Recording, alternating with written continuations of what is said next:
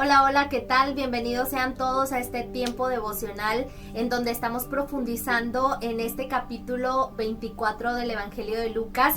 Ya llevamos avanzados algunos versículos donde Lucas nos narra cómo es que después de la resurrección de Jesús, él tiene un encuentro en particular con estos dos discípulos suyos que iban de camino a un lugar llamado Emaús, y donde el día de ayer nos quedamos en el versículo 24, pero vamos a retroceder un poquito al versículo 18, en donde después de que Jesús les hace estas dos preguntas a estos dos discípulos, ¿por qué están tristes y qué cosas son las que han sucedido? Cleofas, uno de ellos, responde con otra pregunta. El versículo 18 dice: respondiendo uno de ellos, que se llamaba Cleofas, le dijo: ¿acaso eres tú el único forastero en Jerusalén que no ha sabido las cosas que en ella han acontecido en estos días? Recordemos que hasta este momento ellos aún no le habían reconocido. Ellos pensaban que se trataba de un forastero más que había venido a celebrar las fiestas anuales en Israel. Así que el versículo siguiente, el versículo 19, nos sigue diciendo: entonces Jesús les pregunta, ¿qué cosas? Y ellos le dijeron: pues de Jesús Nazareno, que fue varón profeta. Ojo, ellos le están diciendo a Jesús su propia definición acerca de Jesús. Esto me suena tan irónico a como si yo quisiera definir a una persona sin conocerla. Es como cuando alguien dice: ay, yo ya sé cómo es esa persona simplemente con verla. Y no es así. Tal vez seas muy perceptivo, pero eso no significa que seas asertivo siempre en tus conclusiones. Ellos trataban de darle una explicación a Jesús desde su óptica tan corta y tan limitada, siendo que Jesús tenía un panorama totalmente diferente, un panorama completo. Y esto me hace pensar precisamente en las veces en las que tú y yo de pronto tratamos de darle alguna explicación a Dios acerca de lo que estamos viendo desde nuestra óptica, desde nuestras limitaciones, desde nuestra corta visión, y siendo que Él tiene un panorama completo, tiene una óptica totalmente diferente a la nuestra. Él lo ve todo, nosotros solamente vemos una parte. Así que, pues bueno, continuemos con el siguiente versículo. Ellos siguen explicándole a Jesús acerca de la forma en la que ellos vieron todo lo sucedido, y le empezaron a decir: le entregaron a los principales sacerdotes, a nuestros gobernantes, a sentencia de muerte, y le crucificaron. Versículo 21 le dice: pero nosotros esperábamos que Él era el que había de redimir a Israel, y ahora, además de todo esto, hoy ya es el tercer día que esto ha acontecido. Creo que este versículo nos deja mucho ver el concepto que ellos tenían acerca de Jesús. Ellos tenían un concepto más militarizado, más nacionalista. Ellos esperaban a un Mesías que viniera a salvarlos, no de lo que ellos necesitaban, sino a salvarlos de la opresión, a salvarlos de una forma más física y más terrenal. Y es interesante ver cómo ellos usan una palabra aquí, la palabra redimir. Este término es un término que está relacionado con los esclavos y que significa comprar de nuevo. Y es cierto, a eso vino Jesús a este mundo, a salvarnos, a comprarnos de nuevo, pero no precisamente estaba en el concepto que ellos esperaban. Y ellos continúan con su relato en el versículo 22 y le dijeron a Jesús: aunque también nos han asombrado unas mujeres de entre nosotros, las que antes del día fueron al sepulcro, y como no hallaron su cuerpo, vinieron diciendo que también habían visto visión de ángeles, y quienes dijeron que Él vive. Y fueron algunas de los nuestros al sepulcro y hallaron así como las mujeres habían dicho, pero a Él no le vieron.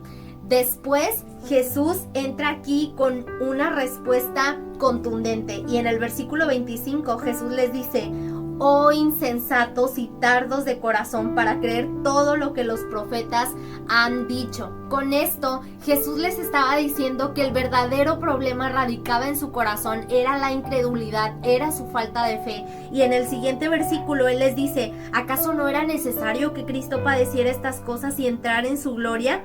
Y el versículo 27 me encanta.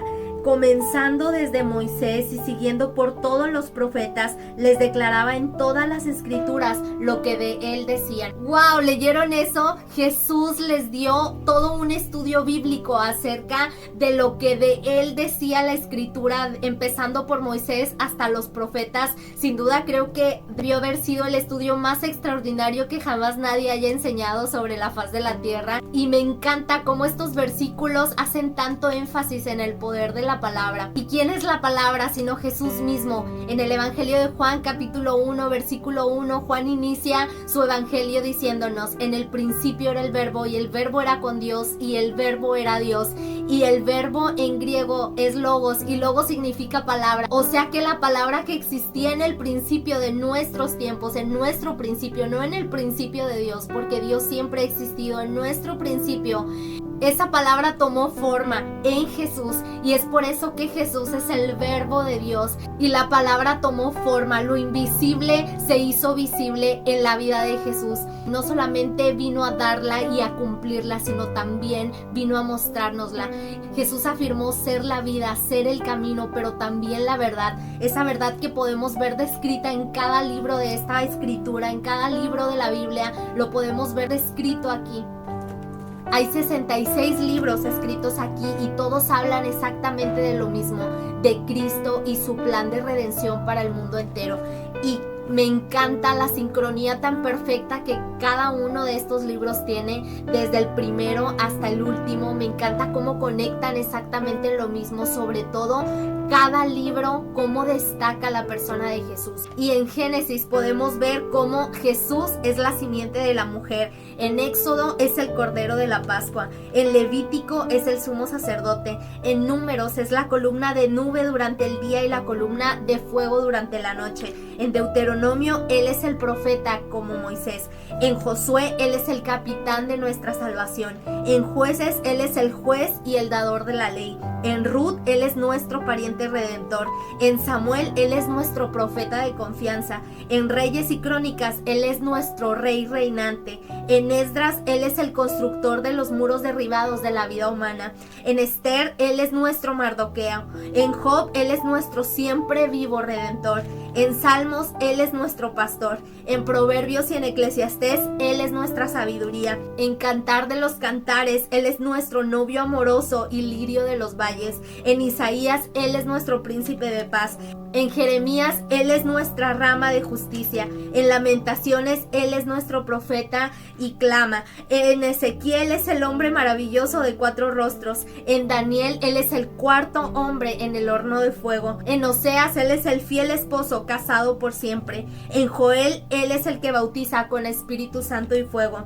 En Amós Él es el prendedor del fuego. En Abdías Él es el poderoso para salvar. En Jonás Él es nuestro gran misionero en el extranjero. En Miqueas Él es nuestro mejor mensajero de pies hermosos.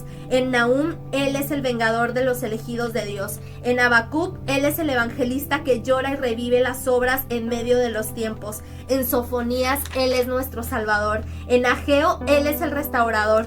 En Zacarías Él es la fuente abierta en la casa de David para el pecado y la sociedad. En Malaquías Él es el sol de justicia. En Mateo Él es el rey de los judíos. En Marcos Él es el siervo. En Lucas es el hijo del hombre sintiendo lo que tú y yo sentimos.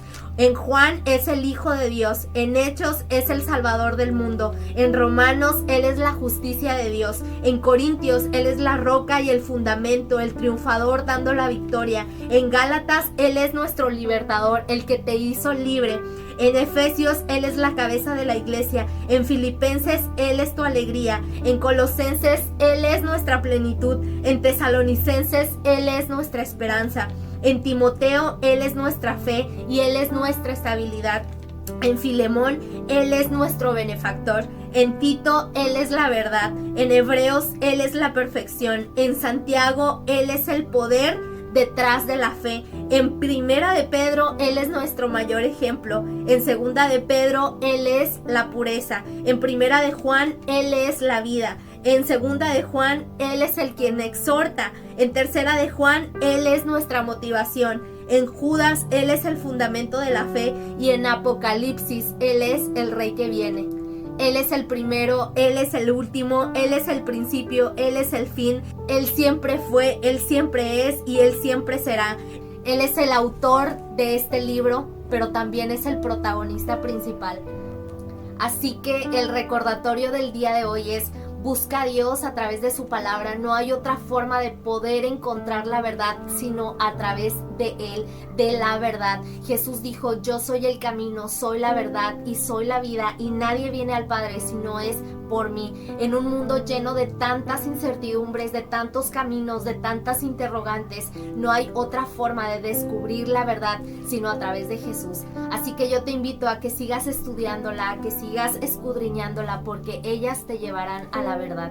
Dios te bendiga, nos vemos mañana con los siguientes versículos del capítulo 24 de Lucas.